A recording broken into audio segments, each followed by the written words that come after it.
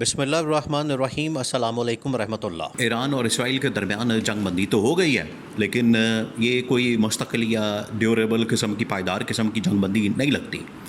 تو اب خطے کے اندر دیکھیں، یہ جو اس وقت جنگ ہوئی ایران اور اسرائیل کے درمیان، یہ اس نے بہت سارے محاذ کھول دیے تھے۔ اب عرب ممالک کو اپنی یہ بقا اور سلامتی کی فکر پڑ گئی ہے کہ یہ ایران اور اسرائیل کے درمیان جو جنگ ہوئی، اس میں دیکھیں ایران نے قطر کے اوپر حملہ کر دیا تھا۔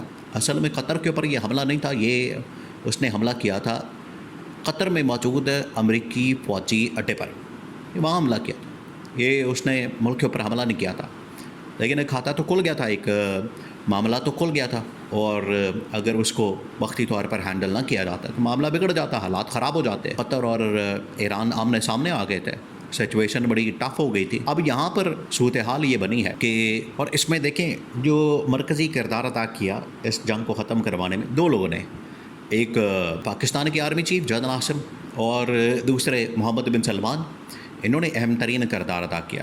اب محمد بن سلمان کو فکر ہے کہ جنگ بندی عارضی ہے، کیونکہ اس کے بعد بھی نیتن یاہو نے میزائل مارے۔ وہ تو نیتن یاہو کو بعد میں ٹرمپ نے جس طریقے سے کال کر کے سمجھایا، بعد میں وہ باز آیا، لیکن وہ پھر بھی حملے تو کر رہا تھا ایران کے اوپر۔ اب ایران کے اوپر کسی وقت بھی اسرائیل کی جانب سے حملہ کیا جا سکتا ہے۔ تو اب محمد بن سلمان کو اس بات کی باقاعدہ انٹیلیجنس انفارمیشن موجود ہے۔ آج بھی دھمکیاں تو آتی ہیں۔ اب ٹرمپ نے جو ٹویٹ کیا تھا اس کے اندر کہا تھا کہ یہ آیت اللہ خامنئی کو ہم نے بچایا اور اس نے ہمارا شکریہ نہیں ادا کیا، یا ہم نے جو کام کیا، ہم نے جنگ بندی کرائی تو ایران نے اس میں ہمارا شکریہ نہیں ادا کیا۔ تو ایران یہ نہ سمجھے کہ اب اپنا دوبارہ نیوکلیئر کے اوپر کام کرے گا تو اس کو کرنے دیا جائے گا، ہم دوبارہ سے حملہ کریں گے۔ تو اب اس میں پاکستان اور محمد بن سلمان یا سعودی عرب، دو ایسے ممالک ہیں جو کم از کم ایران کے متعلق ایک واضح پالیسی امریکہ کی وہ سامنے رکھ سکتے ہیں اور معاملہ آگے کھل سکتا ہے۔ لیکن محمد بن سلمان نے امریکہ کو یہ سمجھایا ہے، اور یہ جب ملاقات ہوئی تھی جنرل عاصم کی، تو جنرل عاصم نے بھی یہ ڈونلڈ ٹرمپ کے سامنے یہ معاملہ رکھا کہ اگر ہم ان کے درمیان پیچ اپ کروا دیں، جنگ بندی کروا دیں، تو پھر آپ کو اکنامک سینکشنز، جو معاشی پابندیاں لگی ہوئی ایران کے اوپر، آپ نے پھر ان کو کھولنا، ان کو ختم کرنا، تاکہ ایران کو موقع ملے، ایران جو ہے وہ کھل کر سامنے آ سکے اور کام کر سکے اور دنیا میں ٹریڈ کر سکے، ایگریمنٹ کر سکے، دنیا کے ساتھ وہ ڈیل کر سکے۔ اس طرح سے پابندیاں رکھیں گے تو ایران تو پھر آخر اس کے پاس آپشن نہیں بچے گا، وہ تو پھر سارے کام اللیگل کرے گا۔ یہ پھر جنرل عاصم نے بھی سمجھایا اور محمد بن سلمان نے بھی انہیں ان کے نالج میں لے کر آئے، انہیں بتایا۔ اب محمد بن سلمان نے اصل میں اس کو نیکسٹ لیول کے اوپر پہنچانے کا فیصلہ کیا۔ دو تین چیزیں اس کے اندر۔ پہلی بات یہ کہ اب دیکھیے، یہ بڑا اہم ترین معاملہ ہو گیا، یہ اگر اس کو وقتی طور پر نہ روکی جاتی اس جنگ کو، تو یہ تیسری عالمی جنگ بن جاتی، بہت بڑی جنگ بن جانی تھی۔ تیسری عالمی جنگ، تھرڈ ورلڈ وار، یہ دنیا کے لیے بڑی خطرناک ہونی تھی۔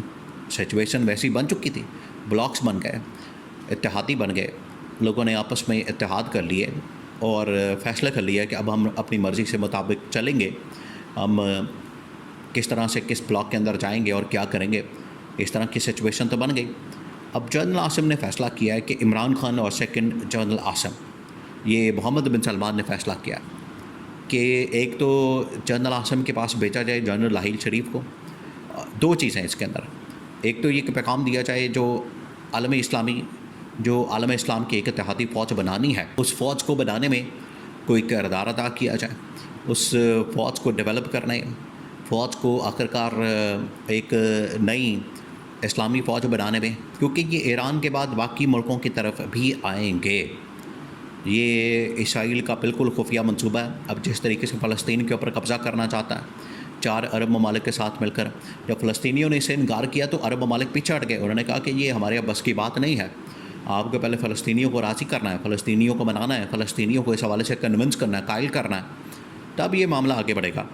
اب محمد بن سلمان نے کہا ہے کہ جنرل عاصم اور عمران خان وہ ایسے شخصیات ہیں، ایک تو یہ کہ ملٹری کے لحاظ سے، عسکری کے لحاظ سے ہم نے کیسے آگے بڑھنا ہے، دوسرا پولیٹیکلی، سیاسی طور پر کیسے آگے بڑھ سکتے ہیں، اس کے اوپر بھی کام کرنا ہے، اس کے اوپر بھی ہم نے چلنا ہے، اور اس کے اوپر بھی ہم نے معاملات آگے بڑھانے ہیں. تو سیاسی طور پر اگر مشورہ کرنا ہے تو اس کے لیے بہترین آپشن عمران خان ہے, اور اگر عسکری لحاظ سے, ملٹری کے لحاظ سے بات کرنی ہے تو اس کے لیے جنرل عاصم بہترین آپشن ہے. یہ انہوں نے اب تہیا کیا. محمد بن سلمان نے بھیجا جنرل راحیل شریف کو. اب جنرل راحیل شریف کا ذکر جو ہے پچھلے تقریباً 2-4 مہینے سے مسلسل ہو رہا ہے, اور وہ اس لیے ہو رہا ہے کہ یہ پوری ایک فورس بنائی گئی. تو آخر آج کل وہ کہاں ہیں؟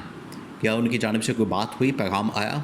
کیا انہوں نے اس فورس کو استعمال کرنے کا فیصلہ کیا؟ کیا انہوں نے اس فورس کو ایران میں بھیجنے یا اسرائیل میں بھیجنے, یا جو بھی اسلام کے اوپر, مسلمان کے اوپر, یا مسلمان ملک کے اوپر, اسلامی ملک کے اوپر حملہ ہوگا تو انہوں نے کوئی اس میں, حالانکہ OIC کی کانفرنس ہوئی, OIC اور یہ جو اسلامی فوج ہے یہ تقریباً ملتی جلتی ہے, اور ملٹری ونگ ہے جو اس وقت جنرل راحیل شریف کی سربراہی میں کام کرتا ہے, وہ ایک ملٹری سائڈ ہے, اور جو OIC ہے وہ پیورلی ایک پولیٹیکل معاملات کو دیکھتی ہے, پولیٹیکلی ڈیل کرتی ہے. اس میں جو کانفرنس ہوئی اس کے اندر تو یہ بڑی واضح بات تھی کہ ہم نے اسرائیل کی سپورٹ نہیں کرنی ہے اور ایران کی کرنی ہے. تو اگر یہ عالم اسلام کی فورس آتی ہے, فوج آتی ہے, تو اس کو یہ پابند کیا جائے کہ اگر اسلام کے اوپر, مسلمانوں کے اوپر, ایران کے اوپر حملہ ہو تو پھر ہم نے سب نے مل کر جواب دینا ہے. پاکستان آپ کو پتہ ہے اگلا ٹارگٹ ہے, نشانہ ہے. اس میں اب بڑی بات ہو رہی ہے. عمران خان تو پہلے پریڈکشن دے چکا ہے, اس کی پریڈکشن ہے یہ کئی سال پہلے کہ یہ افغانستان کے ذریعے, ایران کے ذریعے پاکستان کے اوپر حملہ آور ہوں گے, اور آج وہ سچ ثابت ہو رہا ہے, بالکل درست ثابت ہو رہی ہے. تو اب محمد بن سلمان جو یہ بات کر رہے ہیں تو ان کو پتہ ہے کہ آگے ان کے منصوبے کیا ہے, آگے ان کی سازشیں کیا ہے, یا کس طریقے سے آگے بڑھیں گے. تو اس وجہ سے محمد بن سلمان نے پاکستان میں جنرل عاصم کے پاس اور عمران خان کے پاس جنرل راحیل شریف کو بھیجنے کا فیصلہ کیا, تاکہ یہ دونوں ان سے مشورہ کیا جائے اور راستہ نکالا جا سکے. راستہ نکالنا بڑا ضروری ہو گیا ہے. اب یہ نہ صرف جنرل عاصم نے انٹرنل سچویشن جس کے اندر پولیٹیکل, اکنامک, بلکہ انٹرنیشنل سچویشن, اور اس میں چائنا کو آن بورڈ لینے کا فیصلہ کیا گیا. چائنا کے اندر ملاقاتیں ہوئی ہیں, انڈیا کے ساتھ بھی ہوئیں, پاکستان کے NSA اور انڈیا کے NSA. لیکن انڈیا آپ کو پتہ ہے بڑا وہ ہڑدھرم قسم کا ہے, وہ مانتا نہیں اس بات کو, پر آتا نہیں. تو اب یہ سچویشن اڑ گئی. لیکن کم از کم عرب اور ایران اور افغانستان, عرب ممالک اور اس خطے کو بہتر کرنے کے لیے ضروری ہے کہ محمد بن سلمان, جنرل راحیل شریف اور جنرل عاصم اور عمران خان مل کر ایسا سلوشن نکالیں جو پائیدار ہو, سالڈ ہو, ڈیوریبل ہو, اور آگے جنگ بندی کے اوپر مکمل عمل درآمد اسرائیل کی جانب سے ہو سکے.